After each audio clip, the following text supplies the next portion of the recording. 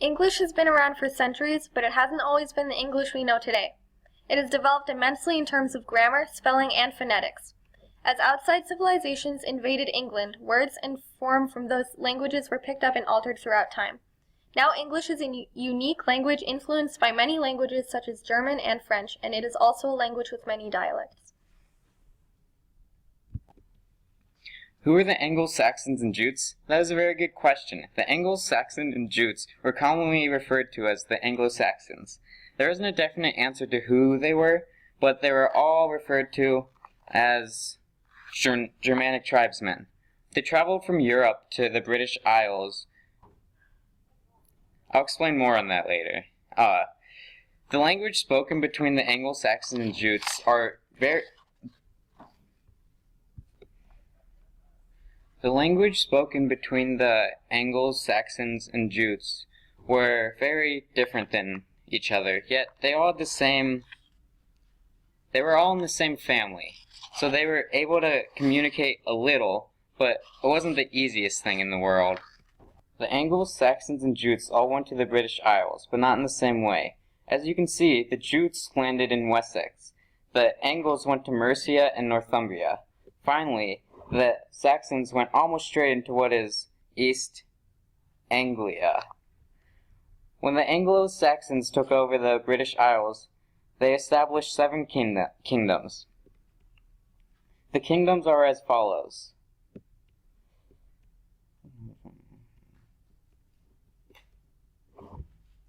Essex, Wessex, Sussex, East Anglia, Mercia, Northumbria, and Kent. Each kingdom was run by a different tribe and often fought each other. What happened to the Celts? The Celts have long since disappeared from the face of the earth. Just kidding. Did you get it though? The face of the earth and... Never mind. It was funny, trust me. Anyway, when the Anglo-Saxons migrated to the British Isles, they began to push the Celts away. It wasn't much of an impact in the beginning, but as time went by, it did more. The more Anglo-Saxons and Jutes there were, the more the Celts had to move back, as you can see in my fancy animation.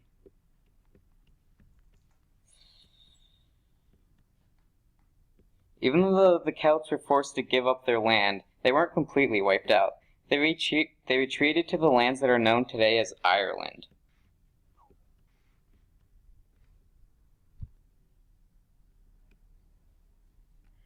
There were 4 main dialects of Old English: Wessex, Kentish, Mercian, and Northumbrian. Wessex, or West Saxon, was largely used in the south of England, and most surviving Old English manuscripts are written in this dialect. Kentish was based in the southeast, and this and the Mercian dialect in the West Midlands of England are what glosses are written in.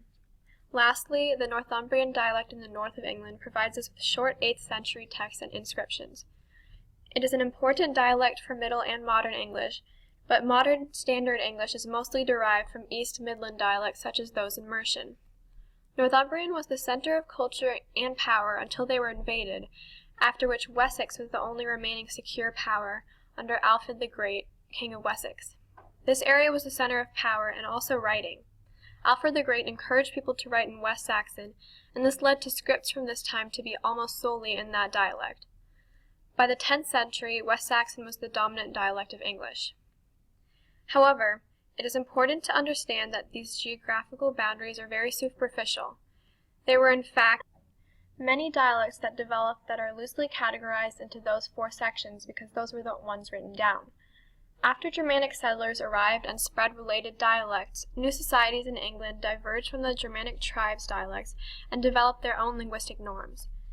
Developing villages were secluded from each other due to geography, lack of efficient transportation, and also lack of the need for people to leave.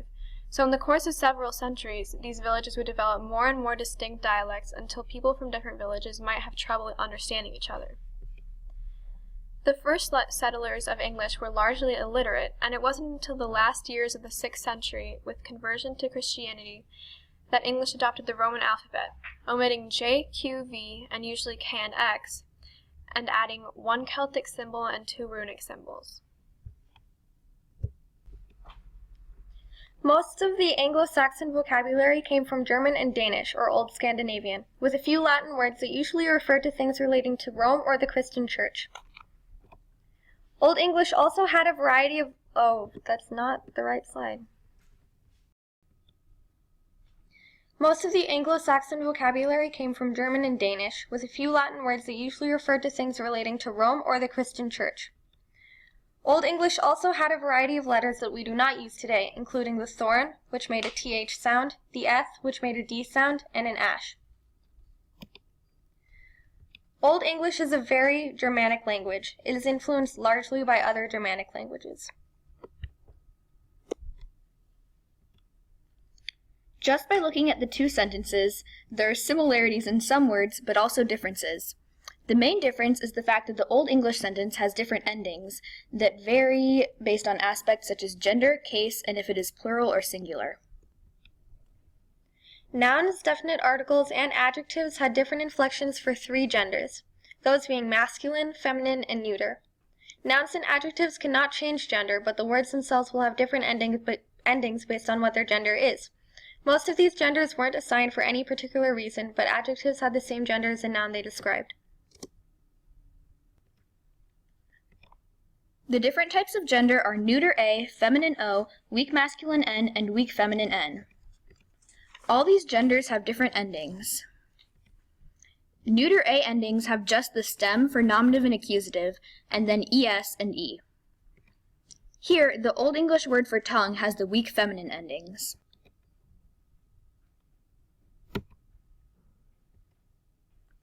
Nouns and adjectives were inflected according to gender, case, and number. Inflecting something means changing the form of the word in order to change its meaning. Different endings are added to the end of every noun and adjective stem. A stem is the part of the noun or adjective that is not a special ending. Here, the Old English word for tongue is the nominative, and then to get the stem, you take off the ending, so the stem would be tung. So you add endings to the stem in order to show how the word is being used in the sentence.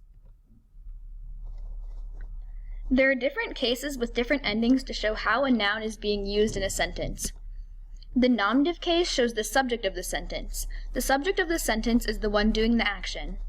In the sentence, the alligator sleeps, the alligator is in the nominative because it is doing the action. The accusative case shows the direct object of the sentence. The direct object is the thing receiving the action. Here, the cat is the nominative in this sentence, and the burrito is in the accusative case because it is being bitten. The genitive case shows that one noun possesses another noun. The noun that possesses something is the one in the genitive case. Ronald is in the genitive case because he is possessing the mouse. The dative case shows if something is the indirect object of an action. The indirect object is something that is not receiving the action, but is still taking part in it.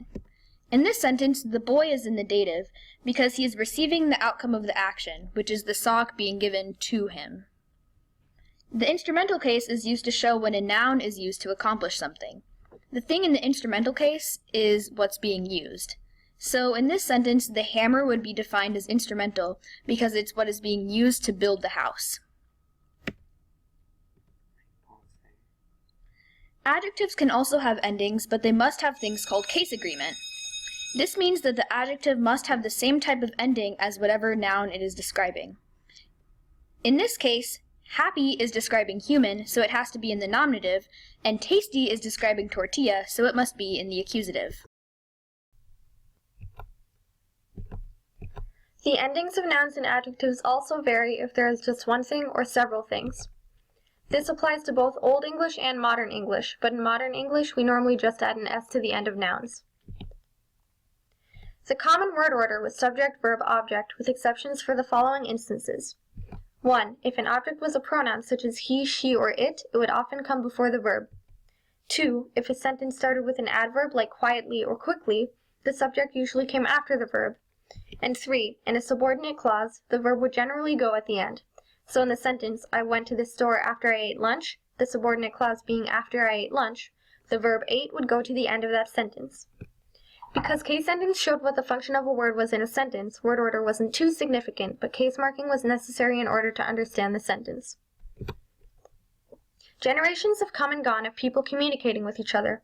No matter what the language is, children learn it and pass it on. Over time, dialects evolve and grammatical changes will emerge.